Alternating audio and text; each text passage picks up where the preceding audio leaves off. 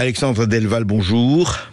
Bonjour. Vous êtes, je rappelle qu'il y a plus de 20 ans, Alexandre Delval avait écrit le premier livre paru en français sur le totalitarisme islamiste, et puis il a écrit beaucoup de livres. Depuis, il vient un choc global, la mondialisation dangereuse, chez l'Artilleur, la géopolitique au défi de l'islamisme, aux éditions Ellipse, et la stratégie de l'intimidation du terrorisme djihadiste à l'islamiquement correct aux éditions de l'Artilleur.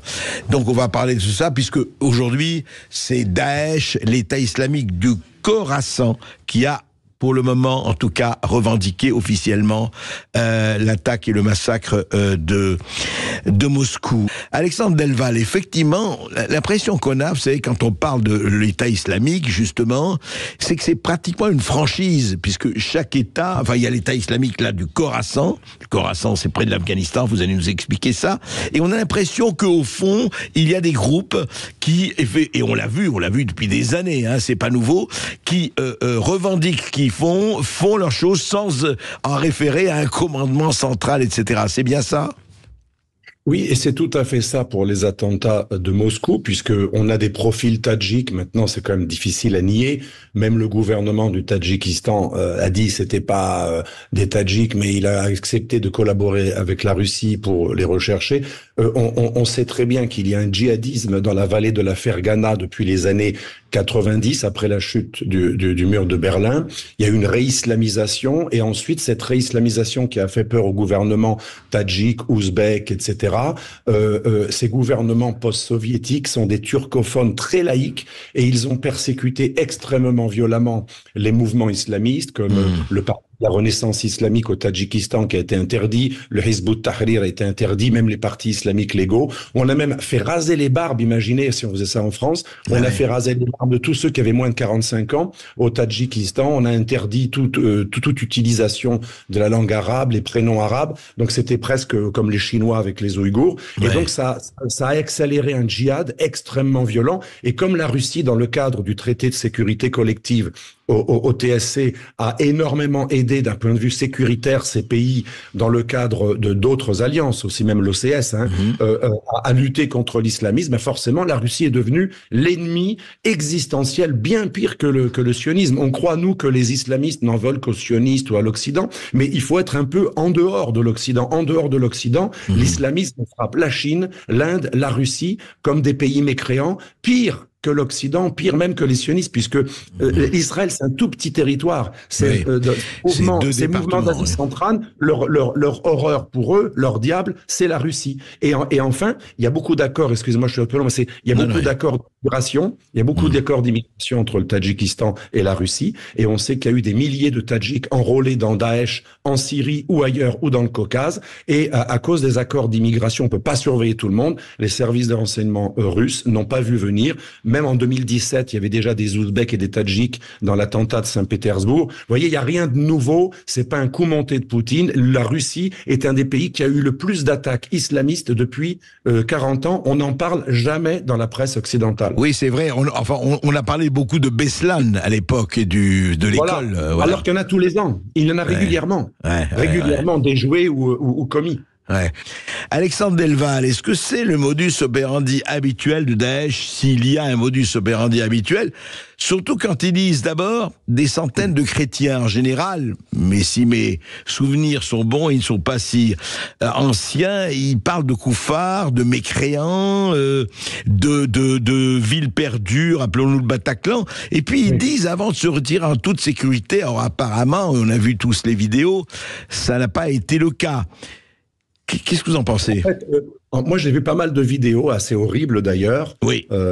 Égorgement, etc. Oui. Pas vraiment d'où ça vient, mais ça avait l'air assez plausible. Et ce que l'on voit, c'est tout à fait le mode d'action, soit de Tchétchènes qui avaient rejoint Al-Qaïda dans les années 2000, quand Poutine est arrivé au pouvoir, soit également de Daesh plus récemment, notamment au Bataclan ou ailleurs. Donc c'est un modus operandi assez typique avec, vous voyez les types qui finissent les gens qu'ils ont tués, ils les finissent au couteau à la gorge, parce que c'est très important, c'est horrible de dire ça, mais c'est très important pour un djihadiste de dégorger la personne, c'est une mort rituelle qui permet aux djihadistes d'arriver plus facilement au paradis. Et donc, c'est extrêmement important d'examiner le modus operandi. C'est quand même assez Daesh. Deuxièmement, je voudrais préciser que je ne crois pas au faux drapeau américain pour une raison très simple.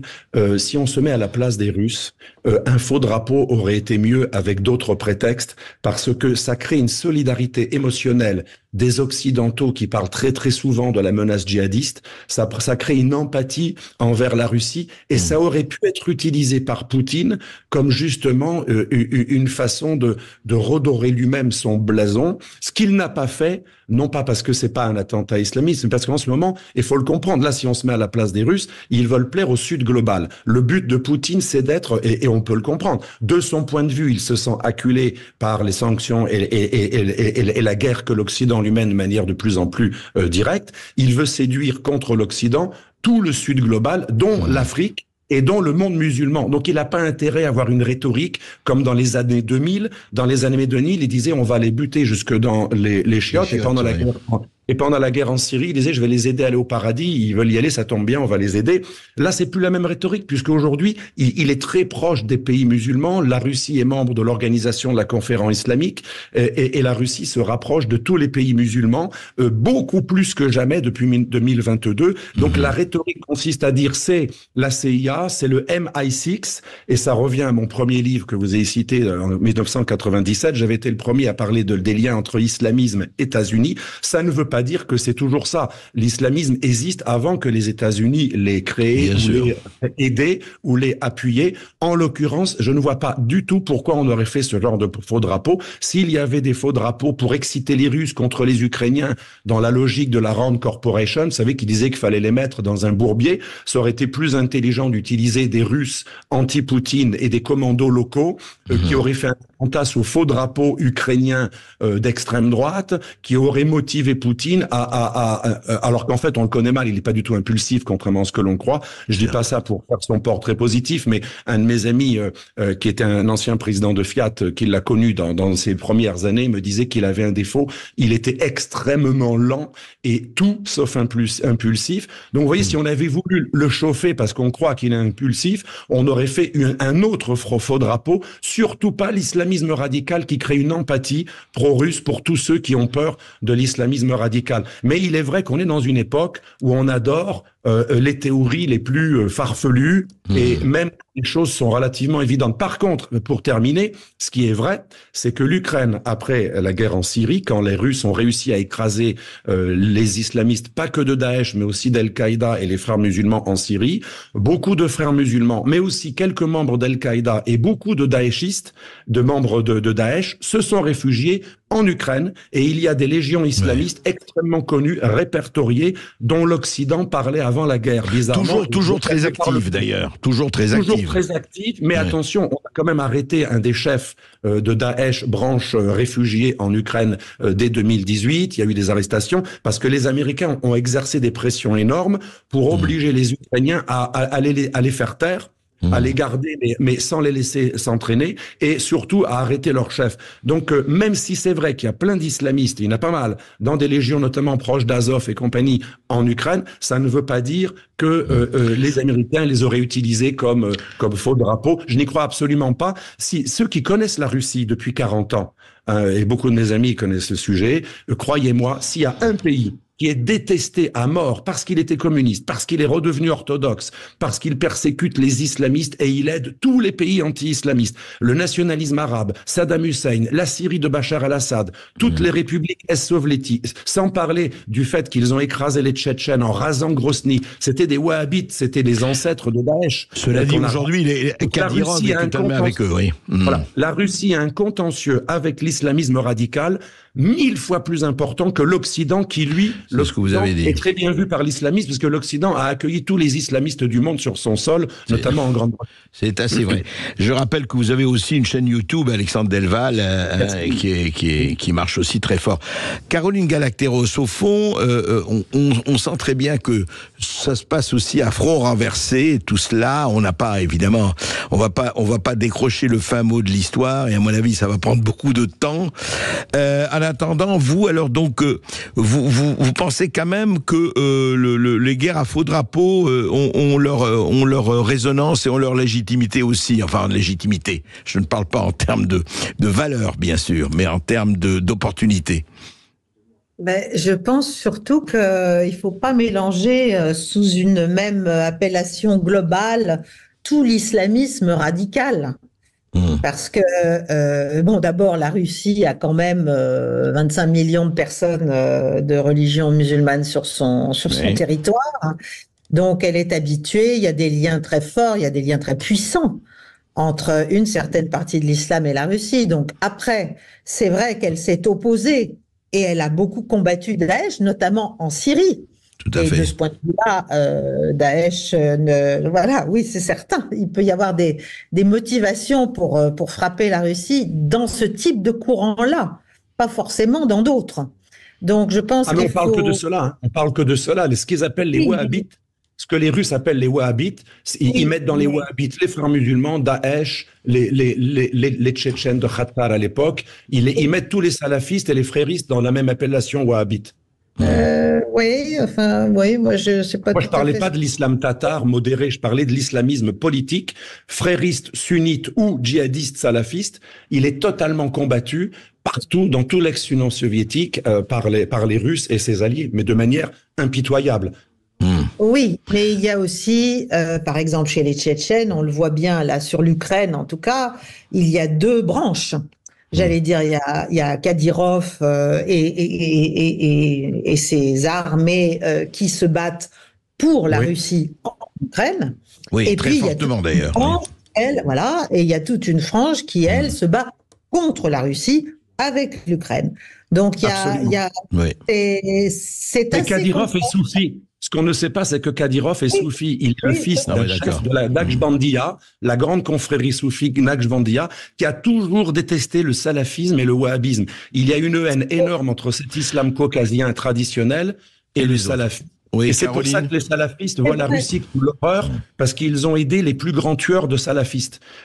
Kadyrov est faussement présenté comme un islamiste en Occident. C'est un chef d'une confrérie anti-salafiste. Oui, mais je pense qu'il y a aussi d'autres dimensions par rapport, par exemple, en Syrie, quand tu dis, Alexandre, quand tu dis, Alexandre, les vieux amis, voilà, quand tu dis ils ont combattu aux côtés d'Assad, oui, mais c'est sous un autre angle aussi, c'est-à-dire c'est politique. Et là, effectivement, la Russie a aidé les grands États. Pas du tout islamistes pour le coup, ceux où précisément nous, occidentaux, nous avons cherché à faire advenir des forces islamistes. Donc quand on est venu au secours de Bachar el-Assad en 2015, c'était contre Daesh. Mais c'est ce que j'ai dit. Non, mais c'est ce que j'ai dit. C'est ce que j'ai dit. On a aidé tous les pays qui ont massacré Daesh. Les Russes ont aidé tous les pays qui ont massacré Daesh. Oui, mais ça ne suffit pas, à mon avis, à expliquer ce qui se passe. C'est-à-dire, il est clair que tous ces gens-là qui viennent d'être arrêtés, et d'ailleurs il y en a sans doute d'autres encore, tous ces gens qui viennent d'être arrêtés n'ont pas agi, à mon avis, de leur propre initiative, comme ça, maintenant, en ce moment. Oui, vous parlez qu'il y a des commanditaires. Enfin, ça, c'est sûr qu'il y a toujours des commanditaires. C'est évident qu'il y a des commanditaires. Et d'ailleurs, on voit très bien en Syrie la protection quand même de fait offerte par ce qui reste de bases américaines et d'emprises américaines à ce qui reste de djihadistes proches de d'ISIS. Donc, sauf que les Américains et les Français ont aidé Al-Qaïda en Syrie et les frères musulmans, mais par contre, ils combattaient Daesh. C'est pour ça, je ne crois pas au lien entre Daesh et les services occidentaux, parce que c'est le seul mouvement islamiste djihadiste qu'on a combattu alors qu'on était alliés avec Al-Qaïda et les frères musulmans combattants et les milices pro-turkmènes en Syrie. En tout cas, Daesh n'a pas de collaboration avec les Occidentaux, contrairement à ce qu'on fait avec Al-Qaïda. On ne va pas vous réconcilier là-dessus, mais c'est très bien. Sinon, mais on est complémentaires, on n'est pas opposés. Absolument, absolument. Et vous êtes complémentaires. Et je voudrais vous faire entendre, nous avons beaucoup d'éditeurs qui appellent, justement, qui sont très intéressés par cela et on les comprend. Oui, on va voir ce qu'en pense Julien qui nous appelle de Marseille. Bonjour Julien. Bonjour Julien. André, bonjour André, bonjour à vous invités. Pour répondre à M. Delval, peut-être que l'Occident que vous dites américain, tout ça n'a pas de lien avec Daesh, mais l'Ukraine, oui. Il y a des combattants de Daesh qui sont en Ukraine. Donc ça, vous pouvez pas... L'Ukraine, oui, je l'ai écrit, absolument, on est d'accord. Ben oui, c'est pour ça que vous dites, faux drapeau américain, peut-être pas, mais ukrainien, peut-être pas certainement, mais ça sera à voir. Avec tout ce qu'on a entendu sur Nord Stream... On ne peut pas l'exclure, mais c'est pas certain non plus. On peut pas l'exclure. Non. Oui, mais justement, le problème, c'est que le discours des antennes, c'est qu'on l'exclut tout de suite. C'est-à-dire que vous écoutez LCI, BFM, c'est exclu tout de suite. Après, maintenant, quand on va par rapport à l'affaire Nord Stream, on se rend compte, un an après, quand on revoit les compilations de gens qui sont sur les plateaux, c'était la Russie, machin, il faut toujours attendre. Là, ils ont... Nord Stream, ça n'a rien à voir, parce que Nord Stream, ça n'a rien à voir, parce que Daesh est un mouvement qui n'a jamais été en second. Non, mais c'est pas ça que je vous dis. C'est pas ça que je vous dis. Je vous parle de narratif. Daesh n'a jamais été faux drapeau pour obéir à un mécréant, jamais. Mais c'est pas grave, ça peut très bien être Daesh qui fait le coup avec la complicité des Ukrainiens. Ça, vous en savez rien. Vous n'en savez rien. Personne n'en sait rien. Vous non plus. Mais justement, moi non plus. Je ne veux pas l'exclure. Moi, je dis l'exclusion. Je pense qu'il y a eu des services de sécurité russes qui étaient défaillants parce qu'ils sont occupés à autre chose. Et il y a peut-être eu des complicités anti-Poutine, anti-Kremlin qui ont peut-être laissé faire des choses. Ça ne veut pas dire qu'ils ont créé. On est d'accord. C'est pas moi qui le dis. Ça marche. Vous savez, ça marche jamais comme ça, les covert action. On utilise quelque chose qui existe. Éventuellement, on peut le laisser faire, mais on le crée pas de toutes pièces. On lui donne pas des ordres. C'est beaucoup plus complexe que les théories simplistes. En tout cas, écoutez, mais tout le monde a des hypothèses. Le problème est d'examiner les choses et d'essayer d'être effectivement. On a le droit d'avoir des hypothèses, mais on a le devoir surtout de regarder les faits. Et encore une fois, on est au milieu du gué, c'est le moins que l'on puisse dire aujourd'hui. On remercie Julien. On a Samy qui nous appelle depuis la Seine-et-Marne. Bonjour Samy. Oui, Samy, on vous écoute. Bonjour à l'équipe, bonjour à tout le monde. Moi, je me permets en fait de vous appeler parce que j'entends j'écoute les infos en France et aussi sur le câble, donc notamment dans le monde du Moyen-Orient suite à cet attentat. Et en France, on veut nous vendre en fait un attentat qui a été perpétré par Daesh, alors que dans le monde arabe, si je peux me permettre, pas du tout, c'est pas Daesh, c'est l'enquête est en cours. Tout simplement. Et j'aimerais juste savoir pourquoi puisqu'en France, en fait, on n'attend pas que les enquêtes soient finalisées pour pouvoir nous vendre, si c'est Daesh, d'accord, mais bon, enfin... Parce que Daesh a revendiqué aussi, Samy. Mais on sait pas on sait pas si ça a été revendiqué par Daesh, on sait rien. C'est pas qui revendiquer, ça veut toujours Monsieur, dans le monde arabe, de toute façon, c'est jamais l'islamisme qui est coupable, c'est toujours des étrangers et la CIA ou le Mossad. Dans les pays musulmans, même en Turquie, quand j'ai été en Turquie, ils avaient assassiné le chef de la communauté arménienne, Hrandik, c'était un fou. Après, ils ont assassiné des évêques, c'était les islamistes. Non, c'était des fous. Dans les pays musulmans, c'est jamais un islamiste qui tue quelqu'un, c'est toujours un fou, parce qu'ils ont un tabou pour ne jamais arriver sur la violence islamique. Là, je vous arrête parce qu'au Maroc, on combat l'islamisme, on sait que ça existe. Il n'y a pas de souci, mais de là à mettre Daesh dans le coup, non, moi je suis pas d'accord. Je suis désolé, faut pas. Daesh, c'est l'hypothèse la plus probable, même si c'est pas la seule. C'est la plus probable. Est-ce qu'on peut dire, parce qu'on a reçu évidemment beaucoup de personnes très diverses là-dessus, est-ce qu'on peut dire aujourd'hui, mettons entre parenthèses ce qui s'est passé à Moscou, même si ça joue évidemment un rôle non négligeable, est-ce que c'est plié? Est-ce que on va connaître encore, je veux dire, un état, une température encore plus forte? Et est-ce que l'OTAN risque d'être, ou pas, être impliquée beaucoup plus qu'elle l'a été, compte tenu de toutes les déclarations qu'il y a eu, aussi bien du président de la République française et autres? Quel est votre avis là-dessus? Oui, j'étais hier soir avec un amiral italien qui était en poste à l'OTAN jusqu'à récemment. Il revenait d'une réunion de l'OTAN et il me disait que il y a vraiment un climat de pré-guerre tout à fait évident, et j'étais étonné de son affirmation assez vraiment catégorique. Ah oui, carrément, oui. Et il était extrêmement inquiet, il me disait même on est à deux doigts de quelque chose d'extrêmement grave. Alors la raison, elle est double, la mer Baltique et la mer Noire. Il faut savoir que déjà, depuis 2 siècles, les Anglais ont toujours tout fait pour empêcher les Russes d'avoir trop d'importance dans la mer Noire. Ils ont même entraîné les Français dans la guerre de Crimée, on se rappelle. Donc il y a quelque chose de lourd, de long terme. Et Odessa est extrêmement importante, bien sûr, aussi pour l'Occident en général et aussi les Américains. Or, si les Russes peuvent aller jusqu'à Odessa, ils semblent aller beaucoup mieux. Ils peuvent être tentés d'aller jusqu'à Odessa. S'ils prennent Odessa, cet amiral me disait, c'est mécanique, l'Occident ne laissera pas faire. Il y a beaucoup d'intérêts civils et militaires. Par exemple, le civil, 43% du blé ukrainien, des terres arabes ont été bradés sur une loi qui a été exigée par les Américains, par Monsieur Brzezinski. Donc l'Ukraine, c'est devenu un réservoir de blé pour les compagnies américaines, notamment les filiales de BlackRock. Il y a aussi Westinghouse, la société de nucléaire civile américaine, qui est très impliquée en Ukraine. Odessa, c'est pour le blé. C'est pour aussi d'autres céréales, d'autres produits. Donc, il y a tellement d'intérêts civils et militaires. La vieille idée de contrôler les mers chaudes et d'empêcher les Russes de contrôler les mers chaudes, mais aussi les intérêts économiques, série font que si les Russes continuent leur avancée et ils ont envie d'aller jusqu'à Odessa, il y aura un choc autant en Russie. Et je pense que Macron a été chargé, lui qui est une grande gueule et qui a beaucoup d'ego et qui voulait être le plus courageux pour faire oublier que la France moins que l'Allemagne. On l'a envoyé un peu parler, il y avait de la politique interne, mais on nous prépare à quelque chose. C'est ce que me disait cet amiral italien. Bien qu'étant atlantiste, cet amiral regrettait ce va-t-en-guérisme, mais il nous disait que ça nous prépare à quelque chose. Voilà, donc je suis extrêmement inquiet, et c'est pour ça que j'ai nommé mon livre, le dernier, là, Vers un choc global. Et je conclus justement ce livre écrit avec Jacques Sokolka sur justement Odessa sur la guerre. Merci à Caroline Galacteros, merci Alexandre Delval. Écoutez, j'espère que on arrivera quand même à un moment donné qu'il y ait des gens un peu doués de raison